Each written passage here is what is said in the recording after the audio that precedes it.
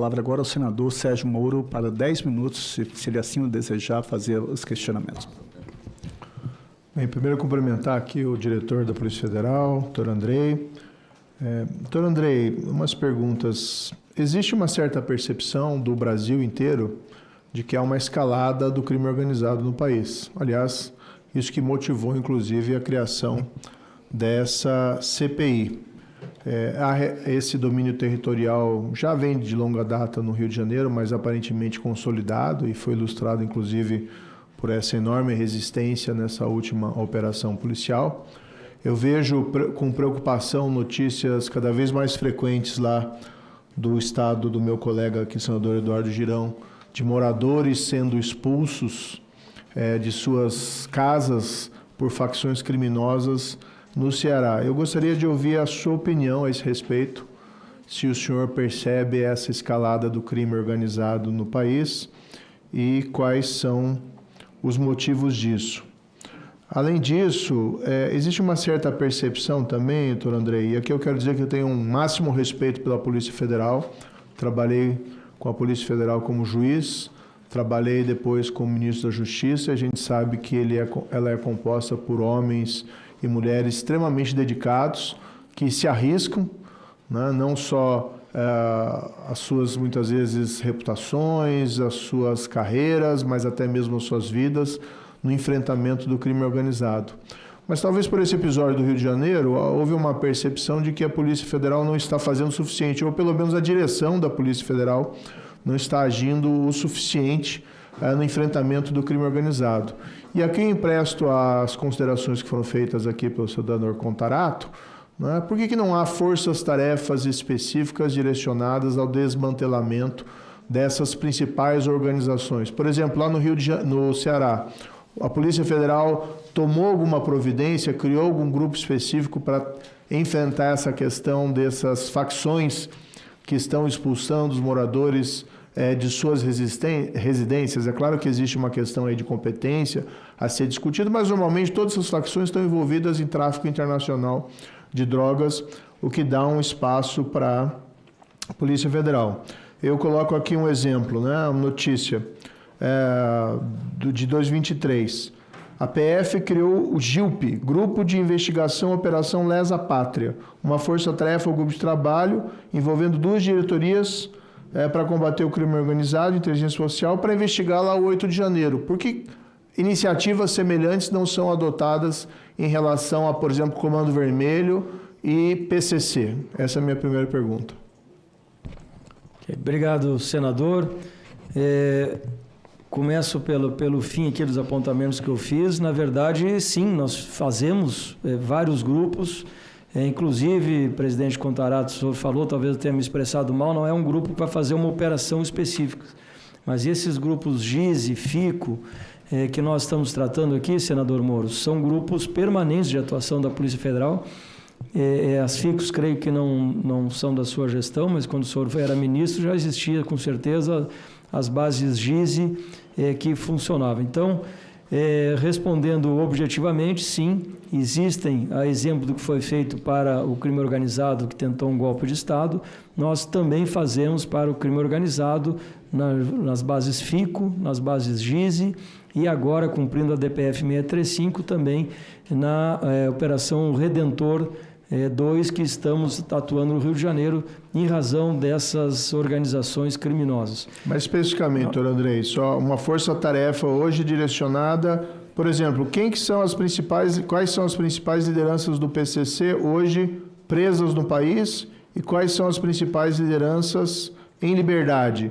Existe um trabalho específico direcionado, por exemplo, à identificação dessas lideranças e à prisão deles? Eu lembro, por exemplo, da minha gestão, algo que nós fizemos, fomos atrás do segundo em comando do PCC, que era o Fuminho. Foi preso, inclusive, lá em Moçambique, numa operação conjunta da Polícia Federal com a DEA. Existem iniciativas equivalentes? Claro que, havendo questões de sigilo aí a serem resguardadas, que sejam resguardadas. Mas existe, por exemplo, uma lista, a polícia tem identificado as principais lideranças do PCC e do Comando Vermelho no país presas e em liberdade? O ministro cita um exemplo, né, que é fruto de cooperação internacional, E eu citei outro agora, feito recentemente, sei lá, 2 meses talvez, em Santa Cruz de la Sierra, onde prendemos, a partir da mesma cooperação, um importante líder de uma facção criminosa e que foi já trazido para o Brasil. Então, isso são ações permanentes que nós fazemos nesse enfrentamento. Qual é a principal liderança do PCC em liberdade hoje, o senhor me permite, senador, por favor? E nós temos, o senhor perguntou se tem alguma unidade tal, que consolida dados, que trabalha, eu acho que citei anteriormente, nós temos uma divisão que é focada a divisão de análise de dados, esse é o nome, de facções criminosas, criada recentemente, que tem esse mapeamento de lideranças, de quem está preso, quem está solto, onde está, e isso é repassado para as nossas unidades operacionais e que resultam frutos como esse do cidadão que foi preso. Qual cidadão é esse, doutor Andrei? Eu não vou citar nome de nenhum faccionado, senador, mas em particular eu posso conversar com o senhor, mas foi publicamente noticiado isso, de que dessa prisão que foi feita lá, que ele era tido como o número 2 de uma facção criminosa de São Paulo. Eu sei que a polícia às vezes tem essa questão de não citar PCC, não citar Comando Vermelho, que sinceramente eu nunca entendi muito bem, mas aqui assim nós podemos citar nome de pessoas, de lideranças do crime organizado. Então, indago ao senhor de novo, quais são as principais lideranças em liberdade do PCC hoje no Brasil soltos? A não ser que prejudique alguma investigação em andamento, pediria que o senhor dissesse. Eu não trouxe aqui os dados, eu posso até lhe passar em termos quantitativos a partir dessa análise de dados que é feita para ajudar a instruir essa CPI aqui, mas eu não tenho os nomes aqui não. Nós tínhamos uma lista dos mais procurados no site do MJSP, Segurança Pública. Nós criamos essa lista, essa página em 2020. Existe ainda essa lista dos mais procurados da PF ou pelo Ministério da Justiça e Segurança Pública? Eu desconheço, senador. O que nós temos é o acesso às bases de dados, inclusive ao BNMP, que é o Banco Nacional de Mandados de Prisão, onde estão essas pessoas, e nós temos um grupo de capturas, eu vou pedir para o Dr. William me trazer os dados aqui, um grupo de capturas que atua integradamente interagindo com os estados para fazer as prisões, os números eu vou lhe trazer agora. Mas o senhor não acha interessante que houvesse isso em transparência ativa? O FBI tem, a Interpol tem, a Polícia de Minas Gerais tem, a Polícia do Espírito Santo tem.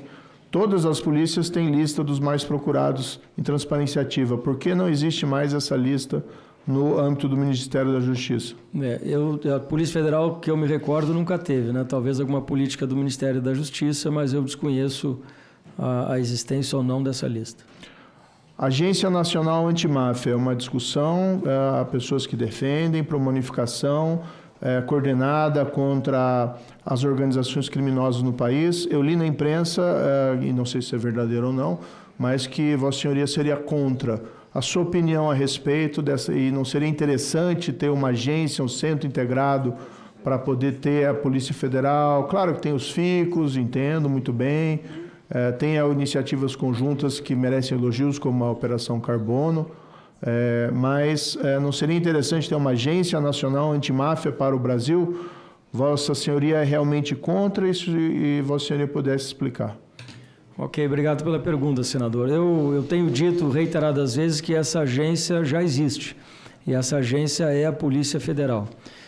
Nós não podemos aqui equiparar facções a máfias que tem muita questão, eu diria até cultural da Itália, e eu falo aqui com quem foi adido policial na Espanha e fez um mestrado na Espanha, e que desconheço, senador, algum país no mundo que tenha agência antimáfia.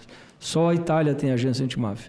E essa agência antimáfia segue enfrentando os desafios contra a máfia, não resolveu o problema, pelo contrário, a máfia parece se espalhar para outras regiões, e que só seria mais um órgão público a ter mais gente para ter mais dificuldade de integração.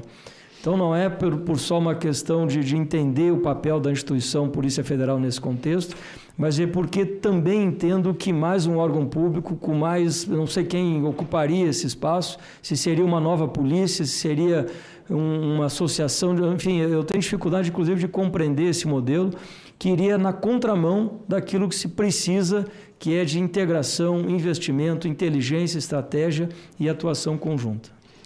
Pedir só para a minha consideração final aqui, senador Contarato.